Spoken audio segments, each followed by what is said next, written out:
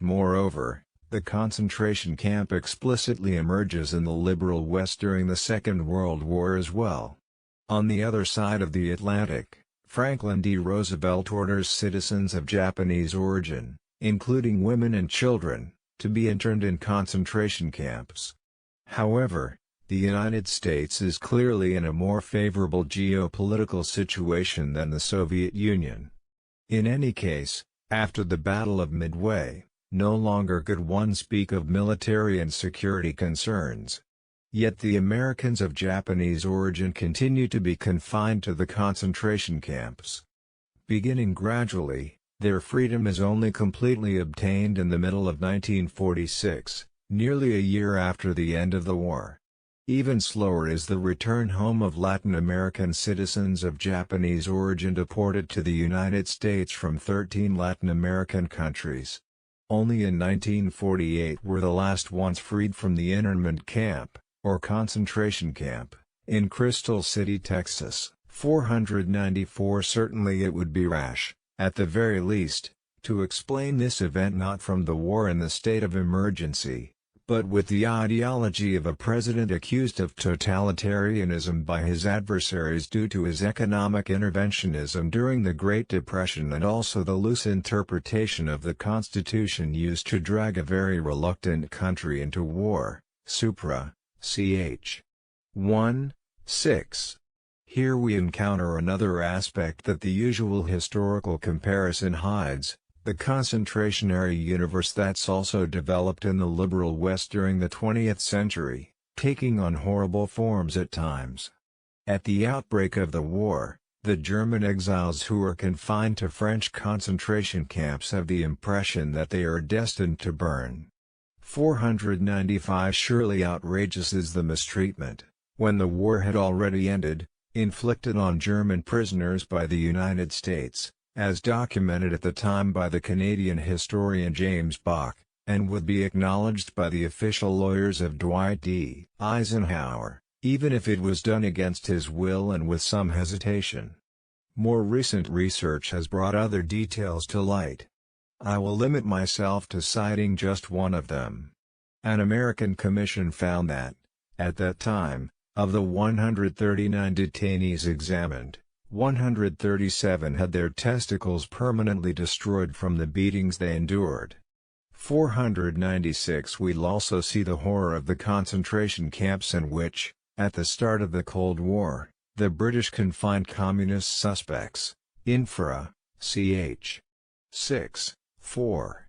To conclude, it's necessary to recall the Gulag in Yugoslavia in which, starting in 1948 and after the split with the USSR, communists loyal to Stalin are imprisoned. 497. At least in this case, the Stalinists are no longer the authors, but the victims of the concentrationary universe, established by a communist country, yes, but at that time allied to the West. Even if one sought to start from the basis of the exceptional scale and severity of the Soviet Gulag, the principal problem still remains unresolved. It's always necessary to distinguish the role of ideology from the role of the objective conditions. Compared to such complex analysis, far easier is the deductivism that traces everything back to ideology and the similarity of the concentrationary universes produced by the two totalitarian ideologies. Yet in any case, let's focus on Soviet Russia and the Third Reich. With regard to the first, the concentrationary universe arises while the second time of troubles continue to rage. In the 1930s, political power didn't exercise full control over its territory. Common criminality, itself caused by the serious fractures that occurred in the country, that had destroyed the traditional structures of social organization, had reached truly worrying levels. 498. Much more serious is the situation in the Far East regions, that are described as follows, quote, insecure locations, poorly controlled by the authorities, where marginalized and lawless people are concentrated, where armed gangs attack the isolated kolkhozes and kill the few representatives of Soviet power. Locations of arbitrary force and violence, where everyone is armed, Human life has no value in the hunt of man. When it happens, substitutes the hunt of animals. Locations in which the state, at least that defined by Max Weber as the system that successfully exercises the right to legislate over a territory, while retaining a monopoly on the use of legitimate force, is almost absent. 499 unquote from the attack on the German ambassador in Moscow, carried out in July of 1918 during the session of the Fifth Pan-Russian Congress of Soviets by a member of a party that was part of the government, at least up until the assassination of Kirov by a young communist at his office's front door. Soviet power is confronted by terrorism and it fears the infiltration of the state apparatus at all levels by an opposition determined to topple from power the usurpers and traitors. In other words, only with the arrival of autocracy does Soviet power achieve full control over its territory and the state apparatus, and the terror is, firstly, a response to an unprecedented, acute and long-lasting crisis. Subsequently, the situation continues to be characterized by the interplay between contradictions, the worsening military threat at the international level, the latent internal civil war, industrialization in forced stages that is considered necessary for the country's salvation, but provokes at the same time new conflicts and new tensions, that once again prolong the state of emergency. It's precisely for that reason, as a recent study highlights, the terror cannot be exclusively interpreted as a series of orders coming down from Stalin and his collaborators.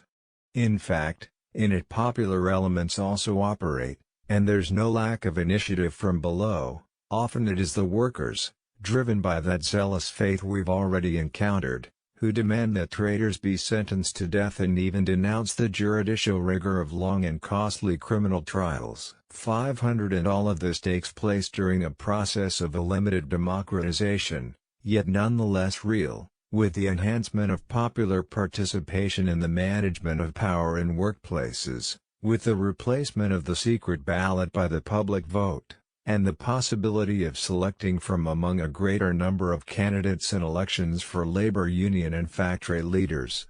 And those newly elected often meaningfully commit to the improvement of working conditions and the reduction of workplace accidents. 501 Yes, in the political psychology of Stalin and his followers, there's no contradiction between repression and democracy, and in that sense one can even speak of the democratization of repression.